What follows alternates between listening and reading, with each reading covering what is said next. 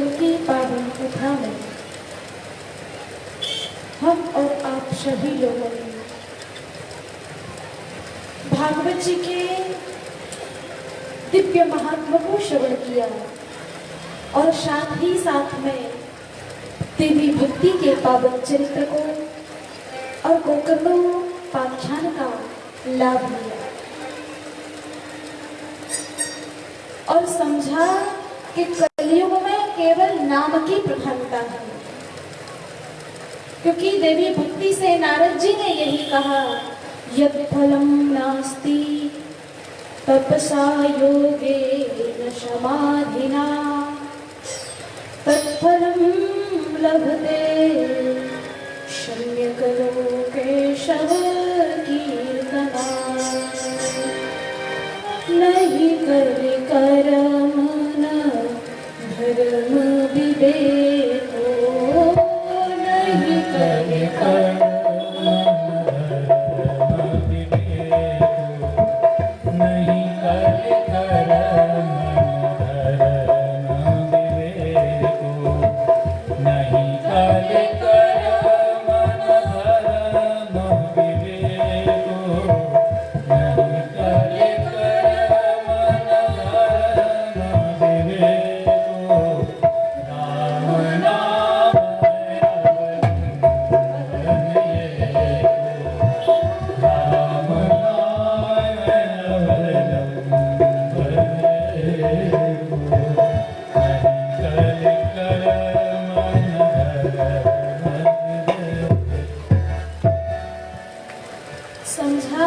कलयुग में केवल नाम की उपासना, केवल नाम का महत्व है।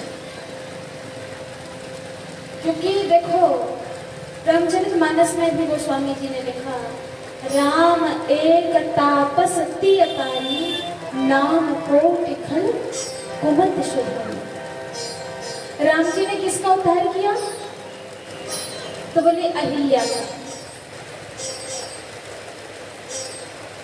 तापसती, और वो भी नारी कोई साधारण नारी नहीं थी, तपस्विनी थी। कौन था? तपस्विनी। महर्षि गौतम की जो अर्धांगिनी, उन अहिल्या को राम जी ने अपनी चरण रज देकर के उन्हें मोक्ष दिया, उन्हें मुक्त किया, उन पर कृपा की। लेकिन नाम को निखल कोमत सुधारी, नाम ने तो कई एक का उद्धार किया। और भगवान शिव ने भी, जो ब्रह्म ज्ञानी हैं, उन्होंने भी दो ही अक्षरों को चुना, ब्रह्म रामते नाम बड़ बरदायक बरदान रामायण सतगो महलिये महेश जी।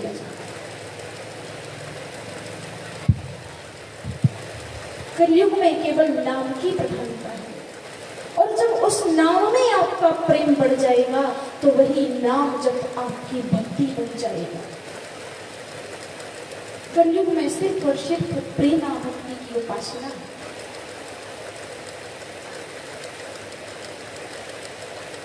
जो शक्ति नाम में है वो तो साक्षात नाम में भी नहीं है।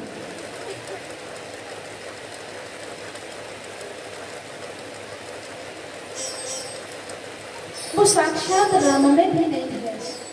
और धन्य है ये भगवान की भागवत कथा, जिन्होंने सोए हुए ज्ञान वैराग्य को पुनः जागृत कर दिया।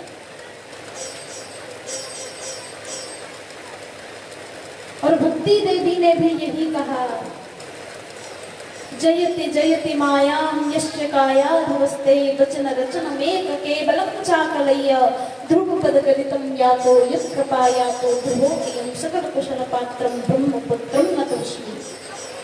जिनकी जिह्वा पर भगवान नाम नृत्य किया करता है, ऐसे ब्रह्मपुत्र श्री नारद जी के श्री चरणों में मैं प्रणाम करता हूं।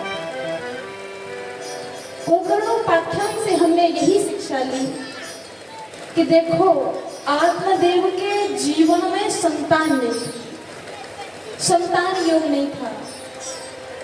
तो जब किसी सरोवर के तट पर जाकर के किसी ब्राह्मण के, किसी सन्यासी के सामने जाकर के अपने प्राण का त्याग करने लगते हैं, तब उन सन्यासी ने कहा कि हे विप्रदेव, हे ब्राह्मण, हे ब्राह्मण देवता, हे आत्मदेव, तुम तो ब्रह्मज्ञानी हो, तुम तो भद्रा नदी के तट पर निवास करने वाले हो, और आपका जो ज्ञान है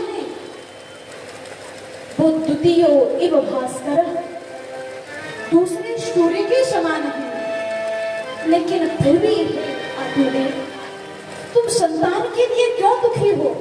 तुम संतान क्यों मांग रहे हो? तुम्हारे एक जन्म की तो कौन कहे, सप्त जन्मावधि तब पुत्रो नहीं बचा, नहीं बचा, नहीं बचा। 7 जन्मों तक तुम्हारे ललाट की रेखाएं कहती हैं कि तुम्हें 7 जन्म तक कोई संतान नहीं। लेकिन जब आत्मदेव ने ज्यादा जिद की तो फल दिया, और फल को कहा कि आपकी पत्नी को कुछ नियम करने होंगे, सत्य बोलना होगा, संध्या करनी होगी, ब्राह्मण सेवा करनी होगी, अतिथि सेवा करनी होगी, और एक वक्तम तो भोजनम, एक बार भोजन करना होगा। लेकिन धुंधली ने परीक्षा के लिए जब वो फल गाय को खिला दिया, और जो फल था वो गाय को दिया, और अपनी बहन से बच्चे की जब मुझे गोद लिया, तो नारायण जो उसका बालक था वो संस्कारों से रहित था, और जो फल गाय को खिलाया गया था उससे गोकर्ण की उत्पत्ति हुई, जिनका सारा शरीर तो मनुष्य का था, लेकिन जिनके कान गौ के थे, तो इसलिए आत्मदेव महाराज ने उस बालक का नाम रखा गोकर्ण। बोले गोकर्ण भगवान की। दोनों बालक जब बड़े हुए नारायण,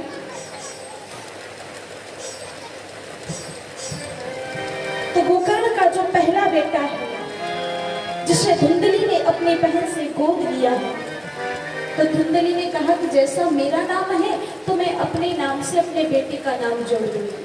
मेरा नाम धुंधली है तो मेरे बेटे का नाम धुंधकारी है। दोनों बालक जब बड़े हुए नारायण, तो एक सन्मार्ग पर चलता है और एक कुमार्ग पर चलता है। गोकर्णः पंडितो च ज्ञानी, धुंधकारी महाखलः, स्नान शौच क्रियाहीनो, दुर्वक्षी क्रोधवर्जितः। गोकर्ण सत्य बोलने वाले हैं, ब्रह्मज्ञानी है, भगवान नाम में प्रेम रखने वाले हैं, संत से भी हैं। लेकिन धुंधकारी जो है वो पापाचार करने वाला है, स्त्रियों को, बालकों को कष्ट देने वाला है। छोटे छोटे बालकों को देखता तो चट कुएं में डाल देता, कुत्तों की भांति शिकार की टोह में घुमा करता। कई एक प्रकार के पाप धुंधकारी ने किए, और अंत में नारायण उसने अपने घर का सारा धन माल मता जो भी था वैश्याओं के चक्कर में लुटा दिया। एक दिन वैश्याओं ने कहा कि देखो हमें धन चाहिए, तो किसी राजा के राज्य में धुंधकारी डकैती डाल देता है, बहुत सा धन लेकर के आता है, और वे वैश्याएं आपस में विचार करती हुई कि यदि राजा को पता चल गया तो धुंधकारी मारा जाएगा और उसकी आंच हम पर भी आ जाएगी, क्यों न इसे हम ही मार दें। तो उन वैश्याओं ने धुंधकारी को रात्रि के समय में जलती हुई लुकाठियों के द्वारा, यानी आग जलती हुई लकड़ी के अंगारे धुंधकारी के मुंह में भर दिए, और उसे रस्सी से बांध करके आंगन में गड्ढा खोद करके और उसमें उसके शव को दफना दिया, गाड़ दिया, और वहां से वे स्वयं चंपत हो गई सारा धन लेकर के। अपने मां बड़े बड़े कुकर्मों के कारण धुंधकारी बहुत बड़ा प्रेत बना।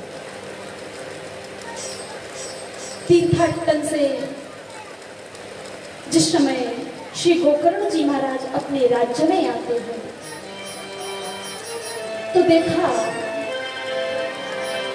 कि पिता दुखी होकर के किसी नितांत वन में बैठे हुए हैं, माता ने अपना प्राण त्याग कर दिया,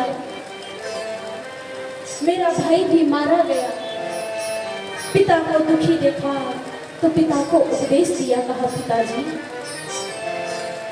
असारे खल संसारे दुख रूपी विमोह, आप क्यों चिंता करते हैं? इस संसार का कोई सार नहीं है। देहे अस्थिमां सरुधरे जाया दिशु सदा ममतां विमुंच पश्यानिशं जगविदक्षण भंगुनिष्ठं वैराग्य राग रसिको भगवन्तिनिष्ठम्। पिताजी, आप वैराग्य राग के रसिक होकर के वन की शरण ग्रहण करें और वहां अपनी आत्मा को परमात्मा से जोड़ें। नित्य प्रतिदिन भागवत जी के 10वें स्कंध का पाठ करेंगे तो मेरा कन्हैया आपके जीवन में आ जाएगा। पिताजी, गोकर्ण जी महाराज से आज आत्मदेव बड़े प्रसन्न हुए और कहा, गोकर्ण संतान हो तो आप जैसे। बुद्धकारी को मैंने सब कुछ दिया लेकिन वो संस्कार मुझसे शून्य था और तुम जन्म से ही तीर्थाटन के लिए चले गए। लेकिन धन्य है तुम्हारी बुद्धि, धन्य है तुम्हारा ज्ञान कि आज मुझ ममता की रज्जू में बंधे हुए महान ज्ञानी आत्मदेव के दिव्य चक्षुओं को आपने खोल दिया। मैं अब वैराग्य का रसिक होकर के वन की शरण ग्रहण करता हूँ। रात्रि के समय में जब वे अपने घर में श्री गोकर्ण जी महाराज घुसने लगे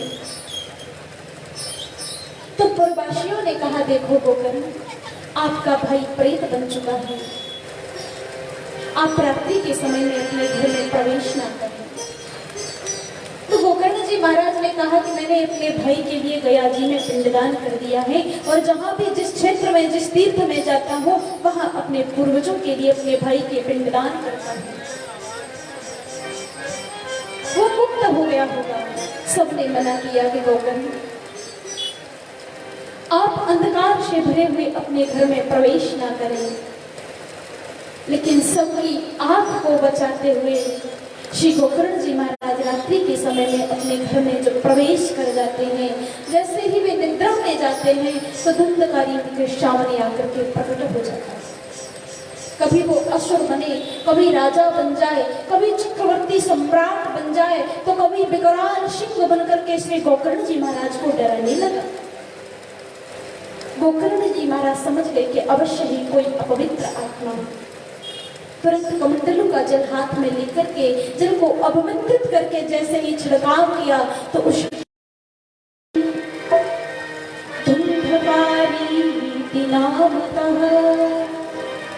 प्रिया गोकर्ण, अहम भ्राता त्वदीयोऽस्मि, मैं तुम्हारा बड़ा भाई धुंधकारी हूँ। धुंधकारी थी नामता, मेरा नाम है धुंधकारी। लेकिन भैया मैं अपने महान कुकर्मों के कारण भयानक प्रेत बन चुका हूँ। मेरी मुक्ति का कोई साधन है तो वो आप हैं और मैं जानता हूँ कि आप जैसा भगवत भक्त ही मुझे इस कष्ट से निवृत्ति दे सकता है।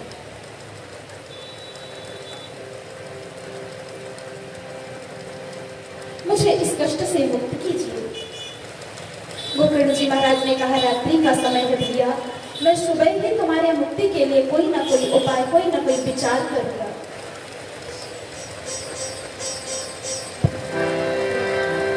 लेकिन मैंने तुम्हारे लिए बहुत से पिंडदान किए हैं। तब धुंधकारी ने कहा, भैया एक पिंडदान की तो कौन कहे, आप ऐसे करोड़ों पिंडदान कर देना, लेकिन फिर भी मेरी मुक्ति नहीं हुई। सुबह हुई, ब्रह्म ज्ञानियों की सभा को बिठा करके श्री गोकर्ण जी महाराज ने अपनी भाई की मुक्ति के लिए प्रश्न किया।